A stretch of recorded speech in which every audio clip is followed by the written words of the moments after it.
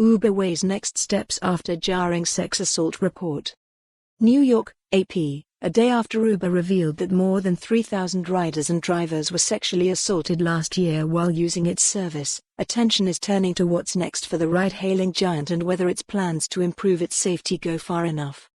Uber's report was hailed by victims' rights organizations for taking a daring step that other companies have so far been unwilling to match. But it's unclear whether the transparency will help rebuild trust or backfire by showing customers how deep Uber's safety problems go. In the safety report, Uber said 464 people were raped while using its services in 2017 and 2018.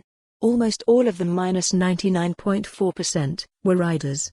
It's difficult to compare those statistics to other modes of transportation, because U.S. taxi companies and transit agencies generally do not collect similar national data. Even so, many said the report shows Uber has work to do. This is a major crisis situation that they're going to have to deal with because the brand's built on safety, and even though some could try to say it's a small number, it's still way too high. It's higher than zero, and I think that shows a gap in their screening process, said Dan Ives, managing director of Wedbush Securities. The revelations give meat on the bones to regulators, including those in London who chose not to renew Uber's license over safety issues, he said. Uber has been working to improve safety over the last 2 years, rolling out features including an in-app emergency button, a ride check feature that detects unexpected stops or crashes, and the ability for riders or drivers to share their location during a ride with loved ones.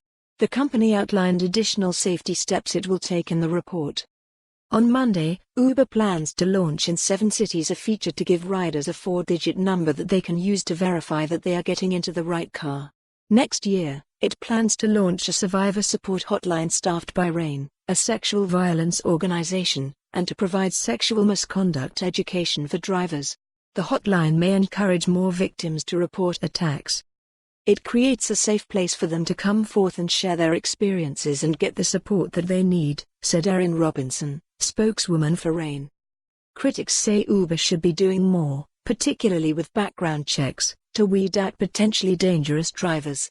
Unlike many taxi companies, Uber and its main U.S. rival, Lyft, do not check drivers' fingerprints against a national database.